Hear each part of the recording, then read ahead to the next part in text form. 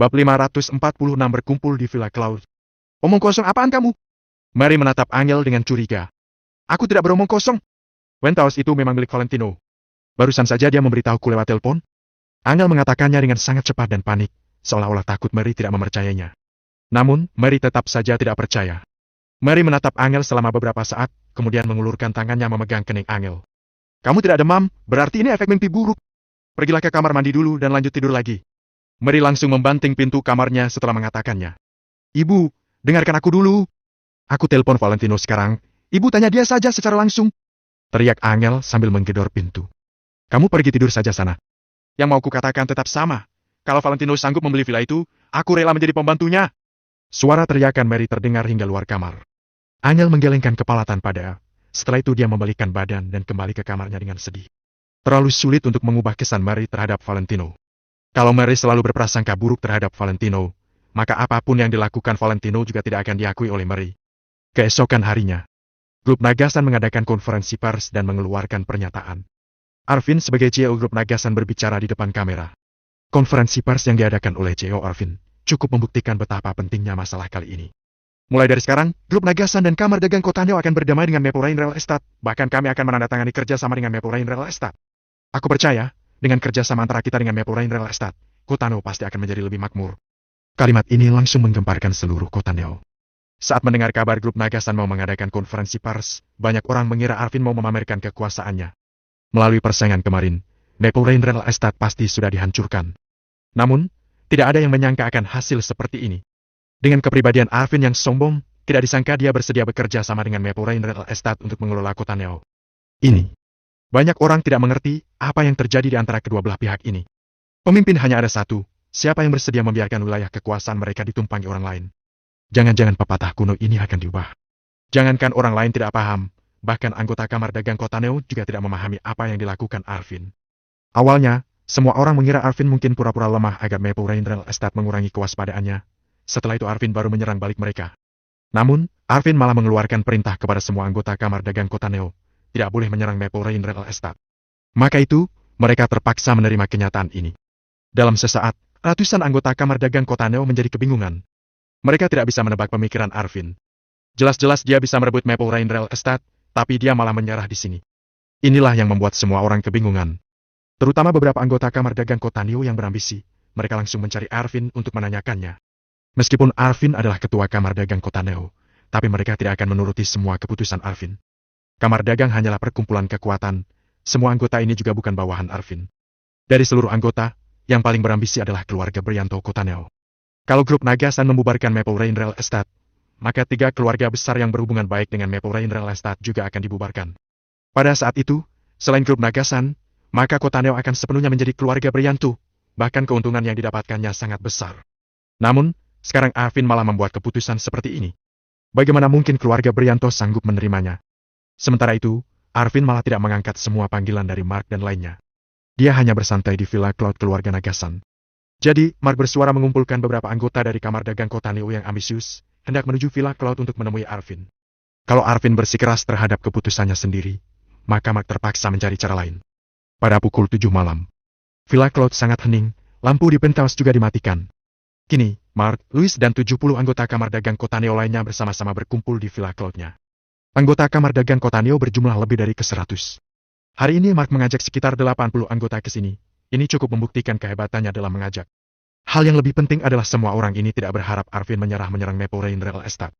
Dekorasi keluarga Nagasan sangat megah dan luas. Jadi, 80 orang itu duduk di sini juga tidak akan terlalu sempit. Wanita dan pria parubaya sejumlah 80 orang duduk bersama-sama, kelihatannya sangat bergairah. Semua orang tidak mengatakan apapun, mereka hanya melihat Arvin yang duduk di tempat utama. Arvin duduk di tempat utama dengan menyipitkan matanya. Bukankah Mark dan lainnya mau menyudutkan dia? Chris yang berdiri di samping Arvin juga sangat tidak senang, tapi dia tidak mengatakan apapun. Apa maksud kalian semua? Ujar Arvin dengan datar. Meskipun nada Arvin terdengar datar, tapi orangnya yang berwibawa membuat semua orang terkejut. Semalam dia merendah karena mau memohon kepada Arvin. Kini, dia baru menunjukkan sikapnya yang sebenarnya. Inilah Arvin, pemimpin Grup Nagasan, ketua Kamar Dagang Kota Neo. Saat merasakan aura Arvin yang sangat kuat, banyak orang langsung menundukkan kepala dan menjadi tegang. Mark berdeham lalu berdiri dengan melipat tangannya. Ketua Nagasan, kami semua merasa ada yang salah dengan konferensi pers yang diadakan hari ini. Karena Mark yang mengajak mereka untuk datang ke sini, maka dia yang akan berbicara duluan. Apanya yang aneh? Ujar Arvin dengan datar. Maple Rain Real Estate sudah hampir kita jatuhkan, hanya perlu waktu 1 jam saja sudah bisa kita kalahkan. Kami tidak paham, kenapa ketua tiba-tiba menyerah sekarang? Mark berdiri sambil memelototi Arvin. Mark sangat menghormati Arvin. Dia juga tidak berani membuat masalah di depannya. Namun, dia tetap mengatakan apa yang seharusnya dia katakan. Pertanyaan ini langsung mengarahkan pandangan semua anggota ke arah Arvin. Mereka ingin mendengar jawaban Arvin. Hei, sejak kapan keluarga Nagasan melakukan sesuatu juga perlu melaporkan kepada kalian? Tanpa menunggu Arvin menjawab, Chris langsung mengatakan dengan acuh tak acuh. Setelah Chris mengatakannya, Arvin melihat ekspresi semua orang. Meskipun wajah mereka sedikit bengkak, tetap saja tidak bisa menutupi kesinisan dalam tatapan mata mereka. Setelah menyadari sedang dilihat oleh Chris, banyak anggota langsung ketakutan dan menundukkan kepala mereka. Tuan muda Chris, kamu jangan gegabah dulu. Menurutku, seret. Sebelum Mark selesai mengatakannya, tiba-tiba terdengar suara dari luar villa. Suara ini terdengar seperti suara alat setrum. Arvin langsung terkejut, dia menolehkan kepala dan bertanya keluar.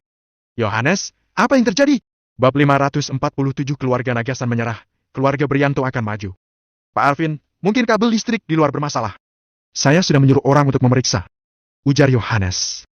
Kini, 2 satpam keluarga Nagasan bersama-sama keluar dari villa, bergerak ke arah asal suara itu.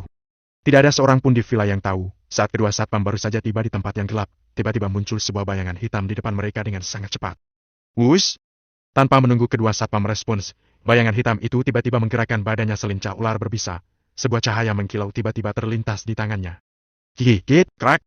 Terdengar suara tusukan berturut-turut. 2 satpam itu tidak bersuara sama sekali.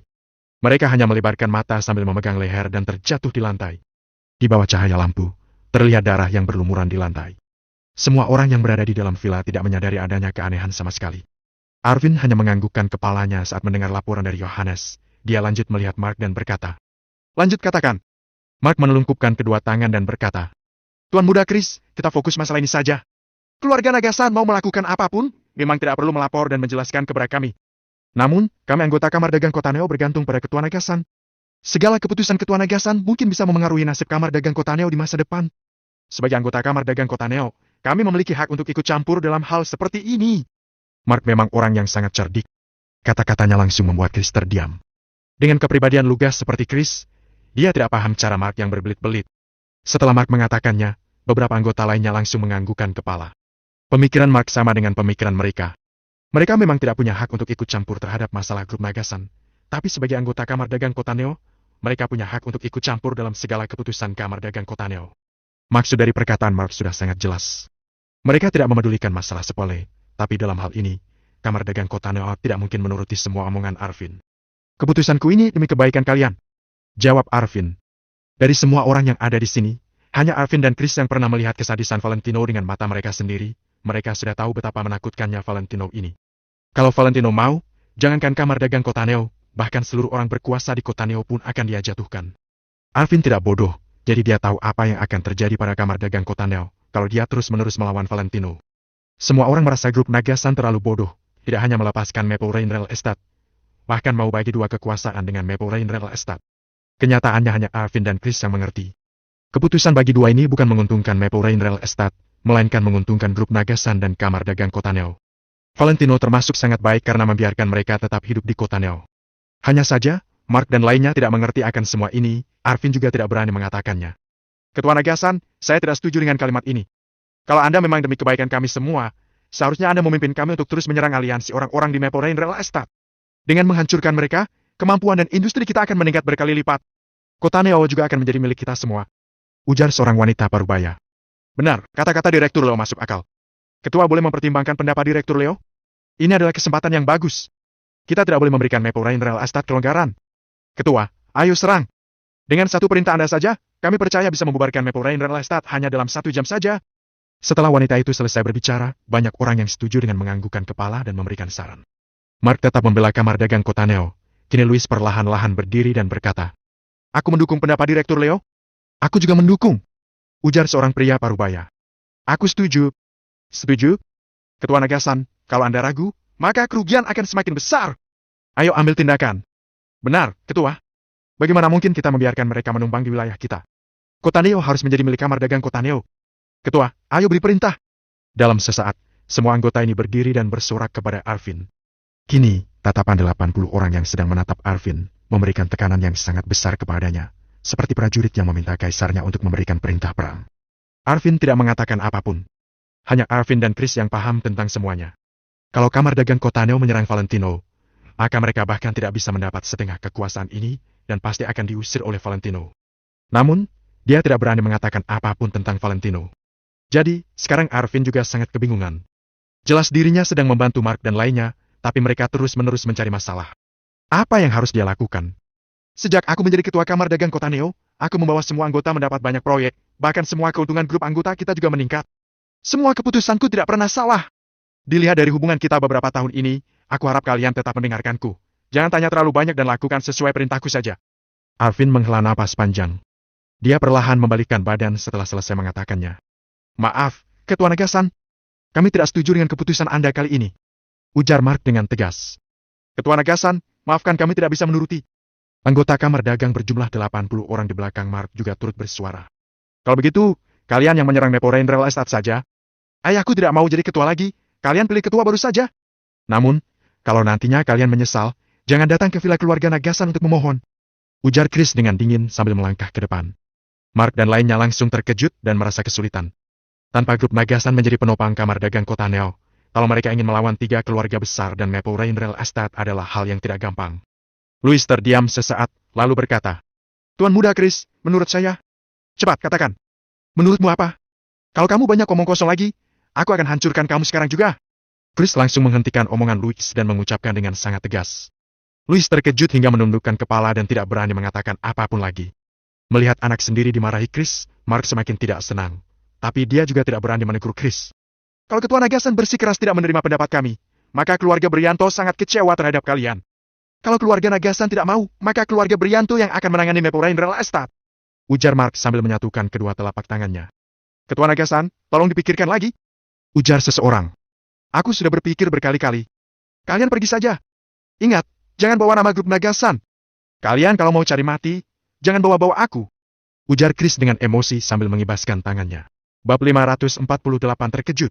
Dia tidak cukup sabar untuk memberikan penjelasan lagi, apalagi untuk membujuk orang yang ingin meloncat ke lubang buaya dengan sukarela. Mark dan yang lainnya bersalaman dengan Arvin sekali lagi, lalu berbalik dan pergi. Kira-kira 80 orang anggota kamar dagang berbalik secara bersamaan dan berjalan ke pintu keluar. Walau akan sangat sulit bagi mereka untuk menyerang Maple Rain Real Estate dan 3 keluarga besar tanpa bantuan dari grup Nagasan, mereka tetap ingin mencoba. Kalau tidak begitu, mereka mungkin tidak akan pernah berdamai selamanya. Dor. Baru saja Mark dan yang lainnya hendak berjalan ke pintu, tiba-tiba terdengar suara tembakan dari halaman. Kali ini, suara yang datang bukan suara arus listrik pendek, melainkan suara tembakan sungguhan. Mark yang terkejut pun berbalik untuk bertanya ke Arvin. Apa-apaan, Pak Arvin? Bapak bermaksud memaksa kami dengan kekerasan. Fish. Arvin tiba-tiba berbalik, memperlihatkan raut wajahnya yang menjadi kusut dalam sekejap. Serangan ini bukan perintahku. Kalau ada apa-apa, diam saja di tempat, jangan bergerak. Ucap Arvin dengan cepat. Mark dan yang lainnya seketika membeku dan membelalak. Mereka semua hanya berdiri di tempat dan tidak berani bergerak sama sekali. Ayah, itu suara pistol. Pistol Colt M2000 berpeluru parabelum diameter 9 mm, kapasitas magasinnya 15 peluru, jangkauannya bisa sampai 50 meter. Pengawal keluarga kita saja tidak ada yang memegang pistol seri itu. Raut wajah Chris tetap tenang. Berkat pengalamannya di segitiga emas, dia bisa menilai situasinya dengan cepat. Mendengar kata-kata Chris, ekspresi Arvin yang memang sudah kusut sedari tadi kini memucat menjadi seputih kertas. Tim pengawal keluarga Nagasan tidak dilengkapi pistol seri ini, yang berarti pihak yang datang jauh lebih kuat dari mereka. Sekarang sudah begitu larut. Apa maksud orang itu datang ke villa keluarga Nagasan sambil membawa senjata yang begitu mengerikan? Arvin tahu bahwa orang itu pasti bukan datang untuk sekadar bermain-main. Colt M2000 itu senjata resmi, orang pribadi jarang ada yang punya. Pemiliknya pasti kelompok besar yang anggotanya banyak. Ayah cepat pergi dulu. Chris langsung melangkah maju untuk melindungi Arvin, matanya yang tajam menyapu ke arah pintu dan jendela dengan cepat. Pergi? Memangnya bisa pergi kemana? Tanya Arvin yang menggelengkan kepalanya sambil terkekeh. Aku sengaja memanggil orang menggali terowongan ke halaman belakang kita. Jaga-jaga kalau ada kejadian seperti ini. Sambil membelakangi Arvin, Chris membungkukkan badannya seperti seekor cita dalam posisi siap memangsa. Seluruh tubuhnya sangat tegang. Arvin ragu-ragu selama beberapa detik, lalu mengangguk dan berbalik untuk ikut pergi ke halaman belakang. Dor! Dor! Baru berjalan 2 langkah, 2 suara tembakan kembali meneror mereka dari halaman belakang. Seorang pengawal keluarga Nagasan berteriak dari halaman belakang. Tuan Arvin, halaman belakang telah diserang. Langkah kaki Arvin sontak berhenti, sedangkan kedua mata Chris memancarkan kilatan dingin. Pihak yang datang menyerang mereka telah membuat persiapan yang mantap. Siapakah mereka? Sebelum pertanyaan di pikiran Chris sempat bertambah lagi, tiba-tiba terdengar suara tembakan dari halaman depan villa. Bam! Bam! Dudu-dudu! Suara tembakan yang terus-menerus dan jeritan yang memekikan telinga mengisi villa Cloud yang biasanya tenang. Arvin langsung mengeluarkan 4 buah telepon tanpa ragu-ragu. Begitu mendengar suara tembakan itu, pupil mata Chris seketika menyusut. Karena pengalamannya berurusan dengan hal seperti ini, hanya dari suaranya saja, dia bisa menebak berapa banyak orang yang datang serta senjata apa yang mereka gunakan. Saat ini, sepertinya jumlah orang yang dibawa musuh sangat banyak, ditambah lagi senjata mereka juga sangat kuat. Setelah beberapa saat, tembakan di halaman berhenti. Pak Arvin, para anggota kamar dagang Kota Neo, bagusnya bagaimana? Kalian yang keluar, atau aku yang masuk? Tapi, kalau aku yang masuk, aku bakal membuat villa ini penuh darah hanya dalam 1 menit. Tidak lama setelahnya, terdengar suara seseorang dari arah halaman yang berkata demikian. Orang itu seolah sedang bercanda dengan sangat santai. Arvin yang terkejut setengah mati pun langsung melihat keluar halaman. Mark dan para hadirin lain sebenarnya ingin bersembunyi dan mundur secara diam-diam, karena mereka semua merasa bahwa pihak yang menyerang adalah musuh pribadi keluarga Nagasan yang tidak ada hubungannya dengan mereka. Namun, saat ini semua orang yang hadir bisa saja dijadikan target si penyerang. Cepat! Meskipun raut wajah Arvin sangat kusut, dia tetap tidak menunjukkan rasa takut dan hanya berjalan keluar sambil mengertakkan gigi. Sepanjang hidupnya, Arvin telah melewati berbagai hal mengerikan yang tak terhitung jumlahnya. Dia juga tidak jarang didatangi musuh-musuhnya secara langsung. Namun, kekuatan pihak penyerang malam ini sepertinya lebih kuat dari yang pernah dihadapinya sebelumnya. Setiap langkah Arvin mengikuti Chris sambil menjaga setiap sudut di setiap saat. Dengan begitu, dia bisa langsung menyelamatkan Chris kalau terjadi sesuatu yang tidak terduga. Kuingatkan lagi, kosongkan villa ini dalam 30 detik. Lagi-lagi terdengar suara orang itu dari halaman. Suara itu mengatakan, kalau tidak nurut, akan kukosongkan dengan tanganku sendiri. Mendengar ini, Mark dan yang lainnya tidak berani mundur dan hanya mengikuti Arvin. Beberapa pelayan di villa juga ikut berjalan ke arah luar. Kira-kira 80 orang ditambah 20 orang pelayan villa mengikuti Arvin berjalan keluar dari villa. Saat berjalan keluar dari pintu, Chris menyapu pandangannya dan memeriksa situasi keseluruhan halaman villa. Saat ini, pintu halaman villa tertutup rapat dan dijaga 2 pria berpakaian serba hitam. Di halaman, setengah dari total 50 orang pengawal keluarga Nagasan tergeletak di tanah dengan darah yang menggenang dari tubuh mereka. Sedangkan para pengawal yang tersisa mengangkat tangan mereka dengan gemetaran dan wajah mereka dipenuhi ketakutan yang tidak bisa digambarkan dengan kata-kata. Di tengah-tengah halaman, seorang pemuda yang tersenyum kejam duduk di sebuah kursi. Satu tangannya memegang sebuah pisau emas besar, sedangkan tangan lainnya memutar-mutar sebuah pistol emas kecil. Di belakang pemuda itu berdiri tidak kurang dari 20 orang pengawal kekar yang memancarkan aura mematikan. Di sekitar halaman villa juga terdapat tidak kurang dari 30 pengawal lain yang berjaga di seluruh halaman. Para pengawal itu hanya berdiri diam di tempat masing-masing. Mereka tampak seperti pembunuh bayaran yang hanya melakukan tugas mereka tanpa basa-basi. Pandangan mereka tertuju lurus ke depan dan napas mereka juga tenang-tenang saja. Melihat pemandangan ini, pupil Chris seketika menyusut. Para pengawal profesional ini akan sulit dikalahkan. Bau darah yang amis dan aura pembunuh yang menakutkan hanya dapat dirasakan dengan jelas oleh orang seperti Chris yang telah melalui banyak pertarungan yang merenggut nyawa manusia. Masing-masing orang ini pasti telah menyerang dan merenggut tidak kurang dari nyawa 1 orang. Bagaimana, teman-teman? Apa aku perlu memperkenalkan diri ke kalian? Canda pemuda itu sambil tertawa, lalu meniup ujung pistol emasnya dan menatap semua orang. Pemuda ini sepertinya bukan orang lokal. Dari penampilannya, dia seharusnya adalah orang luar negeri. Hidung besar, mata biru, rongga mata yang dalam, serta tubuh yang sangat tinggi. Di lehernya, terlihat sebuah tato berwarna merah terang yang unik. Mata Chris menangkap sebuah tato yang sejenis di telapak tangannya. Sebuah nama tiba-tiba melintas di benaknya, kilatan yang sedikit kagum pun samar-samar melintas di pupilnya. Pasukan berdarah dingin. Bisik Chris dengan tidak percaya. Meskipun Chris berbisik, kata-katanya terdengar oleh pemuda itu, jadi dia pun menoleh ke Chris dengan ekspresi pura-pura terkejut. Oh my God, my friend, aku sangat senang. Ternyata ada juga orang yang mengenali kami di sini. Aku, Delton, akan menganggapmu teman. Karena itu, pria muda yang mengaku bernama Delton itu menyunggingkan senyuman kejam. Lalu berkata, karena itu, aku akan membiarkan mayatmu utuh. Mendengar 3 kata pasukan berdarah dingin ini, tidak hanya Chris dan Arvin yang tercengang, tapi Mark dan yang lainnya juga. Bagaimanapun, Arvin pernah tinggal dan berkarir di luar negeri selama beberapa tahun. Jadi dia mengetahui beberapa hal yang tidak diketahui orang umum. Bab 549 takut. Di sisi lain, Mark dan yang lainnya tidak pernah meninggalkan kota Neo sepanjang hidup mereka. Jadi mana mungkin pernah mendengar nama pasukan dari luar negeri. Namun, bahkan Chris yang biasanya selalu memberontak kini hanya berdiri diam di hadapan Delton. Lagi pula, mana mungkin mereka berani bersuara. Pasukan berdarah dingin adalah organisasi tentara bayaran terkenal dari luar negeri. Kebanyakan anggota yang bergabung dengan mereka adalah veteran militer. Bahkan kebanyakan dari mereka adalah tentara yang dulunya sangat berbakat saat bertugas di lapangan militer. Chris pernah mendengar bahwa bos pasukan berdarah dingin dulunya adalah seorang perwira senior militer negara Amari. Namun, karena alasan yang tidak diketahui, dia menjadi seorang terdakwa yang akhirnya dibawa ke pengadilan militer. Setelah dia berhasil membelot, dia pun keluar dari militer dan membentuk pasukan berdarah dingin.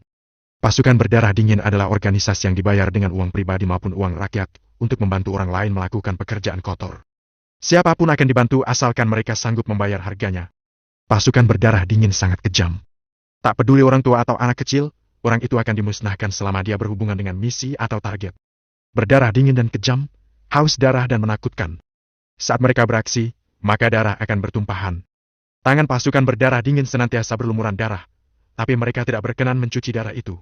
Namun, kalau ingin menggunakan jasa pasukan berdarah dingin, harga yang harus dibayar tentu saja sangat tinggi. Sambil mempertimbangkan hal itu, Chris mulai menimang-nimang dalam hati. Di antara semua pesaing keluarga Nagasan, siapa yang kira-kira memiliki kemampuan dan sumber daya keuangan yang cukup kuat hingga berani bekerja sama dengan pasukan berdarah dingin? Pasukan berdarah dingin yang selalu tepat sasaran dan tidak akan kembali dengan tangan kosong. Arvin menghela napas, lalu melanjutkan. Orang yang sampai menyewa kalian ini, kira-kira sebesar apa rasa benci mereka terhadap grup kami? Pasukan berdarah dingin tidak akan pernah berhenti sampai semua targetnya dibinasakan. Kabar ini sudah menyebar ke luar negeri dari dulu, jadi mana mungkin Arvin tidak tahu. Pak Arvin benar-benar pintar, tapi sayangnya orang pintar biasanya mati paling awal. Ucap Dalton yang masih duduk di kursi sambil tersenyum. Kalian cuma butuh uang, kan? Katakan, berapa yang kalian mau? Tantang Luis Prianto dengan ekspresi jijik. Bukankah mereka hanya sekelompok penjahat putus asa yang ingin merampas uang orang lain? Lagi pula, satu hal yang tidak pernah kekurangan di keluarga Prianto tak lain adalah uang. Namun, Chris yang mendengar ucapan Luis itu seketika membeku dan pupil matanya menyusut. Dalton juga agak tercengang ketika mendengar kata-kata itu, lalu tersenyum dan menggoyang-goyangkan jari telunjuknya ke kiri dan ke kanan sambil berkata, Nomor. Pasukan berdarah dingin bekerja sesuai etika tempat kerja, dan selalu bersikap profesional. Kami akan membantu siapapun yang mencari kami lebih dulu. Jadi, kalau kalian yang mencari kami lebih dulu, tentu saja kami akan muncul di rumah musuh kalian. Begitu Dalton berhenti berbicara, senyum di wajahnya juga seketika menghilang. Dia lalu mengangkat pistolnya dan membidik ke arah Luis. Oh, iya. Temanku, orang tuamu tidak pernah bilang, ya? Jangan suka menyela sesuka hati waktu orang lain lagi berbicara. Begitu berkata demikian, Dalton langsung menarik pelatuk pistolnya tanpa ragu-ragu. Dor! Ekspresi Dalton tetap tidak berubah, satu tangannya memegang pistol dengan sangat stabil dan menembakkan 2 peluru yang menghasilkan suara menggebu-gebu. Dari jarak ini, Dalton bahkan tidak perlu membidik dengan serius. 2 peluru itu langsung melesat lurus ke arah Luis. Mata Luis membelalak, pupil matanya mengecil dan wajahnya memucat. Namun, tembakan Dalton begitu cepat sehingga siapapun tidak sempat beraksi. Piu! 2 suara teredam. Kedua peluru itu tertembak dengan sangat tepat dan mengenai lutut kiri dan kanan Luis secara bersamaan. Luis menjerit, tubuhnya membungkuk dan langsung jatuh berlutut. Darah perlahan mengalir dari kedua lututnya dan teriakan tak henti-hentinya keluar dari mulutnya. Luis! Mark buru-buru menghampiri Luis untuk memapahnya. Semuanya terkejut. Tidak ada yang mengira bahwa Dalton tidak beromong kosong dan benar-benar melakukannya. Begitu berkata demikian, dia sungguh tidak bisa ditebak. Namun, tidak ada yang berani mengatakan sepatah kata pun. Ayahnya Luis, Mark, terlalu tercengang hingga tidak bisa mengatakan apa-apa. Dalton mengangkat pistolnya dan meniup ujungnya dengan acuh tak acuh, seolah-olah dia baru saja menembak seekor buruan kecil dengan santai dan tidak sengaja. Aku sangat kecewa. Dalton berkata dengan ringan. Awalnya aku kira kalian akan takut padaku, tapi ternyata tidak. Karena itu, aku harus memberitahu kalian arti sebenarnya dari kata bengis. Bibir Dalton menyunggingkan senyum penuh arti, lalu melambaikan tangannya dengan santai. Krak! Belasan pria berbaju serba hitam menarik penutup dan pelatuk pistol mereka tanpa ekspresi. Dor! Ratusan tembakan bercampur menjadi satu dan terlihat seperti hujan anak panah. Karena tembakan pistol mitraliur yang terus-menerus itu, suhu tinggi yang dihasilkan antara gesekan selongsong dan peluru bahkan membuat ujung pistolnya menjadi merah. Target para tentara bayaran itu adalah pengawal keluarga Nagasan yang tersisa serta para pelayan di villa ini. Putaran tembakan kali ini menyebabkan lebih dari 20 orang pengawal keluarga Nagasan yang tersisa dan para pelayan villa jatuh tergeletak ke lantai, sehingga korban yang berjatuhan tak terhitung jumlahnya. Sisi villa dipenuhi teriakan tanpa henti. Bagaikan akhir dunia yang menyadarkan semua insan di muka bumi, lantai berlumuran darah dan udara dipenuhi bau darah yang kuat. Melihat pemandangan ini, jantung Arvin, Chris dan hampir 80 anggota kamar dagang Kotano semuanya terhenti di saat yang bersamaan. Tadi mereka masih curiga dengan metode Dalton, tapi kini mereka benar-benar sudah yakin. Walau para pengawal keluarga Nagasan bisa saja menjadi ancaman bagi Dalton dan para bawahannya, para pelayan villa yang tak bersenjata itu tidak mungkin menjadi ancaman bagi mereka sama sekali. Namun, mereka tidak pandang bulu dan tidak segan-segan membunuh siapapun secara langsung. Bunuh! Ya, bunuh! Tidak ada yang akan diberi ampun. Metode eksekusi ini benar-benar menakutkan. Siapapun tidak mungkin menghadapi kematian dengan tenang, apalagi orang-orang mapan ini yang tentu saja sangat menghargai nyawa mereka sendiri. Karena itu, mereka pun takut. Benar-benar takut. Keadaan Chris lebih tidak panik dibanding yang lainnya. Bagaimanapun juga, dia sudah pernah menyaksikan banyak adegan mengerikan sebelumnya. Kebanyakan dari Mark dan yang lainnya menjadi pucat karena ketakutan. Bahkan ada beberapa yang kencing di celana sehingga tercium bau yang memalukan. Oh, teman-teman, jangan khawatir. Mereka tidak berharga, kok, jadi dibunuh juga tak apa-apa. Tapi, kalian-kalian ini sangat berharga bagaikan emas. Dalton tersenyum dan berdiri sambil menyimpan pistolnya. Tak seru, tak seru. Kukira negara Illinois kalian ini bakal membuatku terkejut dan tercengang. Tapi kalau kulihat-lihat, di sini sama sekali tidak ada kejutan apapun. Negara Illinois terlampau mengecewakan. Dalton menggelengkan kepalanya dan perlahan bangkit dari kursinya. Cukup sudah main-mainnya, kini sudah saatnya untuk menjalankan tugas dengan serius. Yang pertama, Pak Arvin, buka ponselmu sekarang juga dan telepon bawahanmu untuk menarik semua staf luar negeri. Ingat, tarik orang-orangmu saja, soalnya propertimu akan diambil alih seseorang. Tutur Dalton sambil menatap Arvin.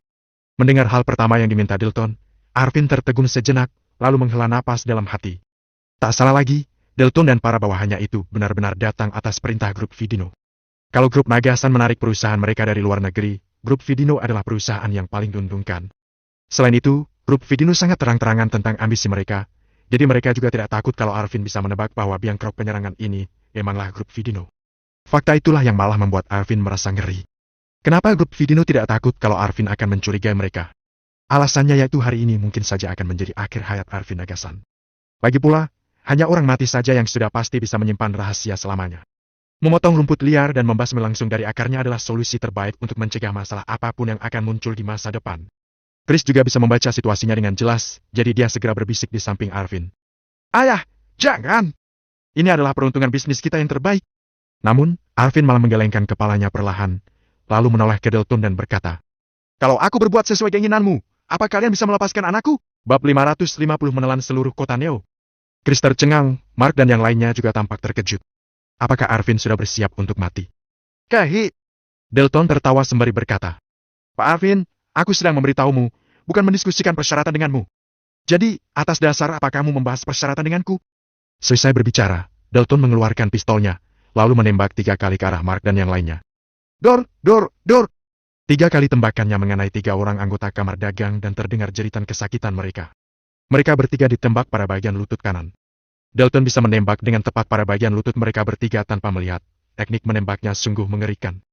Pada jarak seperti ini, Dalton bisa menewaskan seseorang dalam waktu 1 detik, atau bahkan tidak membutuhkan waktu untuk menarik napas. Baik. Arvin menghela napas, kemudian mengeluarkan ponsel untuk memberitahukan pemimpin eksekutif luar negeri untuk menarik kembali pekerja dalam industri. Kalau ada yang pergi melakukan serah terima pekerjaan, jangan menolak permintaan mereka. Selesai berbicara, Arvin tampak menua beberapa tahun.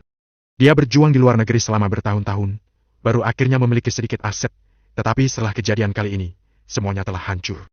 Arvin tidak sudi, tetapi dia tidak punya jalan lain. Pasukan berdarah dingin tidak mengenal peraturan. Dalton juga tidak akan membahas peraturan dengan Arvin. Mereka adalah organisasi pembunuh yang tidak peduli terhadap peraturan dan segalanya. Sangat bagus. Selanjutnya, aku akan memberitahukan hal kedua. Dalton tersenyum, dia berjalan ke samping kursi dan duduk kembali. Kuberikan waktu 2 menit. Semua orang yang ada di sini harus menelpon ke perusahaan masing-masing. Ingat, semua orang.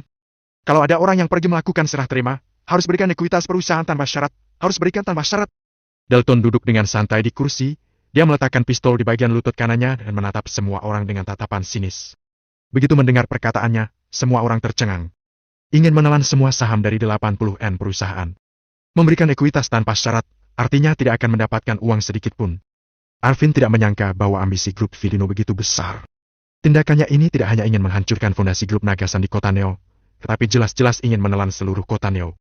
Tak kusangka, aku bertarung begitu lama dengan Mapurain Real Estate, tapi pada akhirnya kalah dalam sekali serangan grup Vidino. Kini dunia bisnis yang besar di kota Neo malah akan dikuasai oleh orang luar. Arvin merasa putus asa, wajahnya tampak sangat pucat. Waktu kalian tersisa 1 menit, 20 detik. Ujar Dalton dengan nada datar. Semua orang tampak tercengang, sekarang mereka tidak berani meragukan taktik Dalton.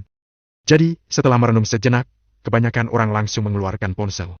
Seharusnya menelpon atau tidak? Kalau tidak menelpon, mereka akan dibunuh.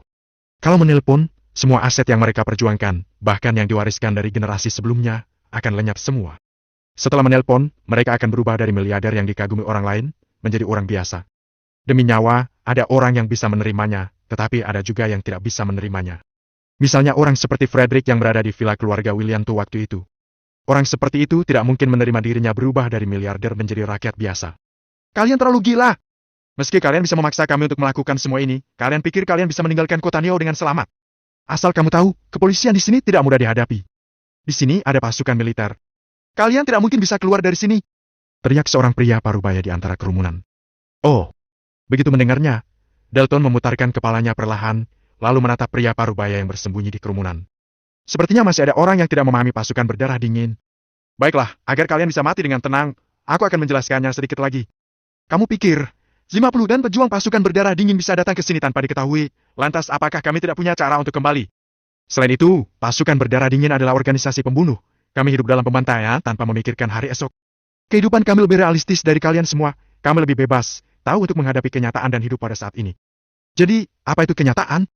Kenyataan adalah biarpun malam ini kami tidak bisa keluar dari kota Neo, kalau sekarang aku ingin membunuhmu, aku akan membunuhmu.